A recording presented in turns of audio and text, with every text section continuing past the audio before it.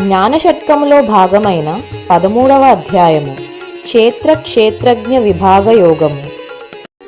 కేశవ, నేను ప్రకృతిని గూర్చియు పురుషుని గూర్చియు క్షేత్రమును గూర్చియు క్షేత్రమును ఎరిగిన వానిని గూర్చియు జ్ఞానమును గూర్చియు తెలుసుకోవలసిన దానిని గూర్చియు తెలుపమని కోరుచున్నాను.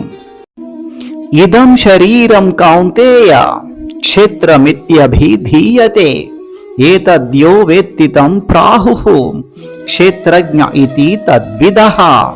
కౌంతేయ, ఈ దేహమును క్షేత్రమనియు ఈ దేహము నెరిగిన వాడు క్షేత్రజ్ఞుడనియు చెప్పుదురు.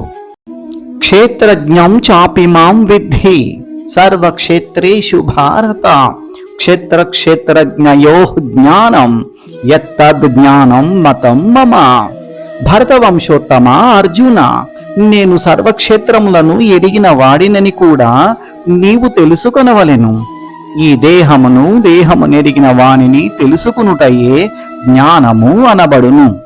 అది నా అభిప్రాయము.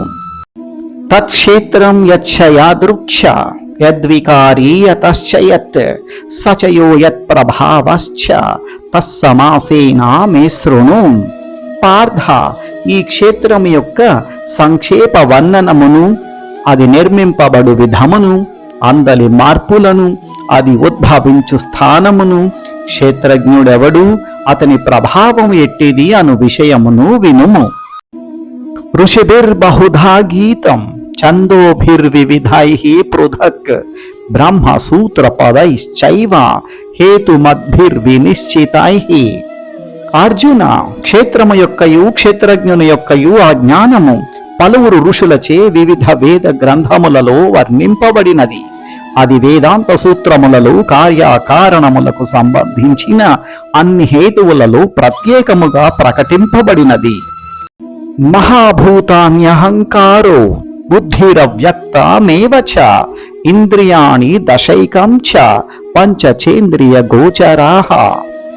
ఇచ్ఛాద్వేష సుఖం దుఃఖం సంగాతశ్చేతనాధృతిః ఏతత్ క్షేత్రం సమాసేన సవికారముదాహృతం. పార్థ, పంచమహాభూతములు, అహంకారము, బుద్ధి, అవ్యక్తము, దశేంద్రియములు, మనస్సు, పంచేంద్రియ విషయములు, కోరిక, ద్వేషము, సుఖము, దుఃఖము, సమాహారము, జీవ చిహ్నములు, విశ్వాసములు, ఇవన్నీయు సంగ్రహముగా కర్మక్షేత్రముగను దాని అంతర ప్రక్రియలుగను భావింపబడుచున్నవి. అమానిత్వం, అధంబిత్వం, అహింసా, క్షాంతిరార్జవం, ఆచార్యోపాసనం, శౌచం, స్థైర్యమాత్మా వినిగ్రహః, ఇంద్రియార్థేషు వైరాగ్యం, అనహంకార ఏవ చ జన్మ మృత్యు జరా వ్యాధి దుఃఖదోషానుదర్శనం, అసక్తిరనభిష్వంగః, పుత్రదార గృహాదిషు నిత్యం చ సమచిత్తత్వం, ఇష్టానిష్టోపపత్తిషు. మయి చానన్యయోగేన భక్తిరవ్యభిచారిణి వివిక్త దేశ సేవిత్వం అరతిర్జన సంసది. అధ్యాత్మ జ్ఞాన నిత్యత్వం తత్వజ్ఞానార్థ దర్శనం ఏతత్ జ్ఞానమితి ప్రోక్తం అజ్ఞానం యదతోన్యథా. అర్జున, వినమ్రత, గర్వరాహిత్యము, అహింస, సహనము, సరళత్వము, ప్రామాణికుడైన ఆధ్యాత్మికాచార్యుని ఉపాసించుట, శుచిత్వము, స్థిరత్వము, ఆత్మనిగ్రహము, ఇంద్రియార్థ తృప్తిని విడుచుట, అహంకార రాహిత్యము, జన్మము యొక్కయు మరణము యొక్కయు వార్ధక్యము యొక్కయు రోగము యొక్కయు దోషమును గుర్తించుట, అనాసక్తి, భార్య, బిడ్డలు, గృహము మున్నగు బంధముల నుండి విముక్తి, సుఖదుఃఖ సన్నివేశములందు సమానత్వము, నాయందు నిత్యమును శుద్ధమైన భక్తి, ఏకాంత స్థలమున నివసింపవలనను కోరిక, సామాన్య జన సమూహమునందు అనాసక్తి, ఆత్మానుభవ ప్రాముఖ్యమును అంగీకరించుట, పరమ సత్యమును తాత్వికంగా అన్వేషించుట, ఇవన్నీ జ్ఞానమని చెప్పుచున్నాను. దీనికంటే వేరుగా ఉన్నది ఏదైనను అజ్ఞానమే. జ్ఞేయం యత్తత్ ప్రవక్ష్యామి యత్ జ్ఞాత్వామృతమశ్నుతే అనాదిమత్పరం బ్రహ్మ న సత్తత్ నాసదుచ్యతే.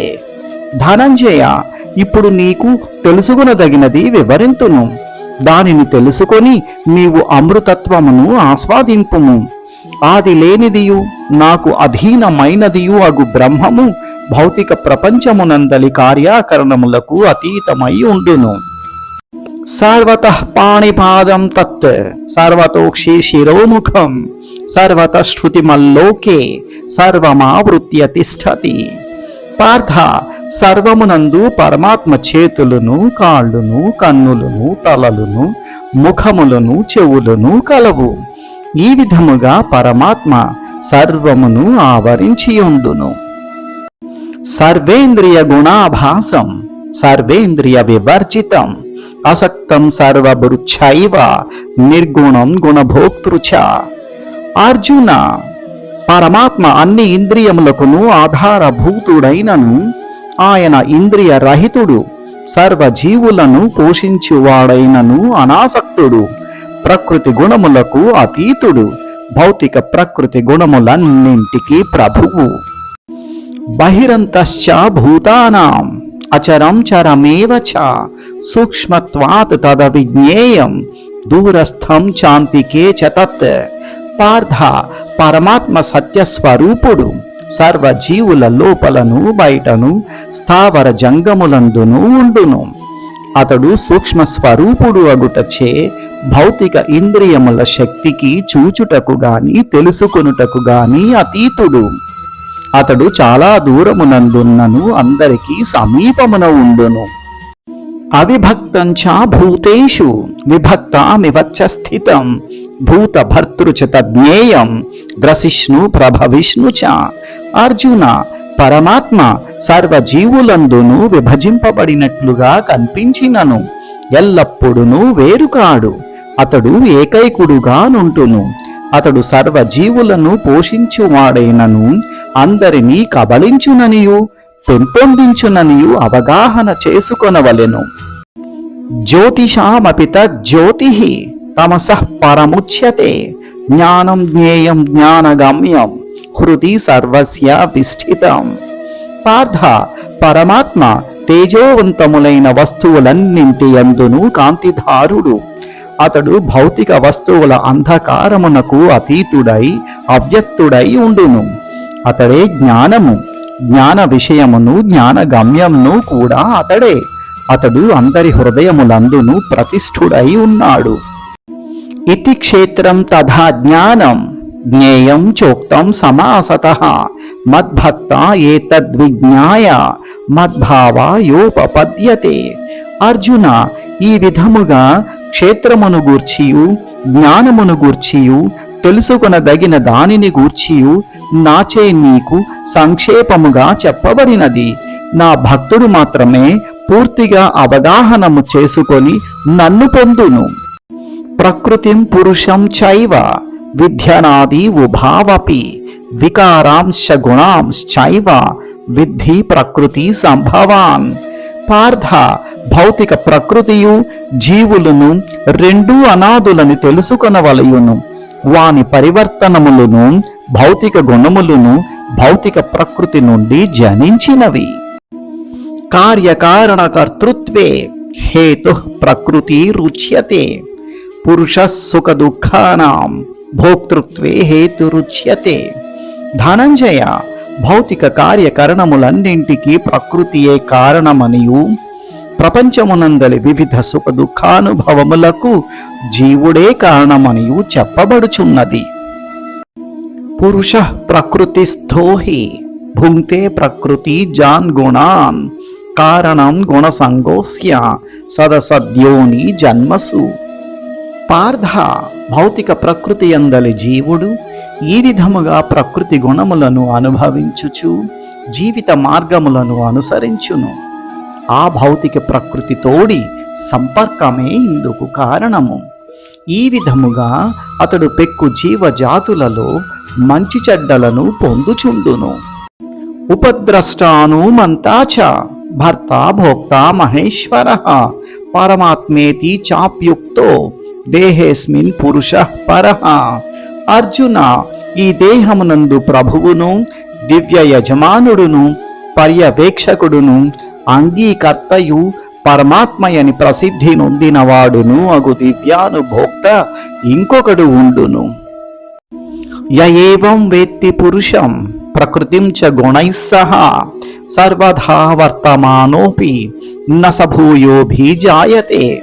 పార్థ, భౌతిక ప్రకృతికిని జీవునికిని ప్రకృతి గుణముల అంతర ప్రక్రియకును సంబంధించి తత్వమును అవగాహన చేసుకొనువాడు తప్పక ముక్తిని పొందును. వర్తమాన స్థితి ఎట్లున్నను అతడు మరలా జన్మించడు. ధ్యానేనాత్మని పశ్యంతి కేచిదాత్మానమాత్మనా అన్యే సాంఖ్యేన యోగేన కర్మయోగేన చాపరే. అర్జున, కొందరు ధ్యానము చేతను, కొందరు ఆధ్యాత్మిక చర్చ చేతను, జ్ఞానాభ్యాసము చేతను, మరికొందరు నిష్కామ కర్మల చేతను ఆత్మయందు పరమాత్మను దర్శింతురు. అన్యే త్వేవ మజానంతః శ్రుత్వాన్యేభ్యా ఉపాసతే తేపి చాతితరం త్వేవ మృత్యుం శృతి పరాయణాః.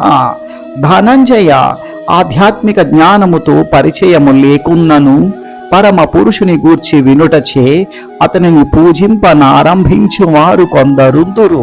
ప్రమాణ గ్రంథముల నుండి విను ప్రవృత్తి గలవారగుటచే వారు కూడా జనన మరణ మార్గమును దాటుదురు.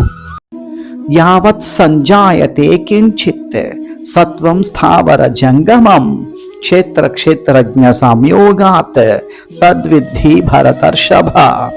భరతవంశోత్తమ అర్జున, నీవు చూచు స్థావర జంగమ రూపమేదైనను క్షేత్ర క్షేత్రజ్ఞుల యొక్క సంయోగమేనని తెలుసుకునుము.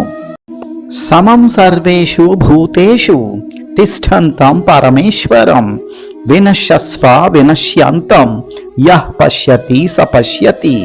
పార్థ, అన్ని దేహములందును జీవాత్మలను అనుసరించు పరమాత్మను చూచువాడును నశ్వరమైన శరీరమునందు ఆత్మగాని పరమాత్మగాని నశింపదని తెలిసినవాడు యథార్థముగా చూచువాడగును. సమం పశ్యన్ హి సర్వత్ర సమవస్థితామీశ్వరం మహినస్త్యాత్మానాత్మానం తతో యాతి పరాం గతిం. అర్జున, సర్వత్రా సమముగా ప్రత్యక్షమయుండు పరమాత్మను ప్రతి జీవియందును చూచువాడు తన మనస్సు చేతనను అనుమానింపడు. ఈ విధముగా అతడు దివ్య గమ్యమును చేరును. ప్రకృత్యైవ చ కర్మాణి క్రియమాణాని సర్వశః యః పశ్యతి తదాత్మానం అకర్తారాం స పశ్యతి.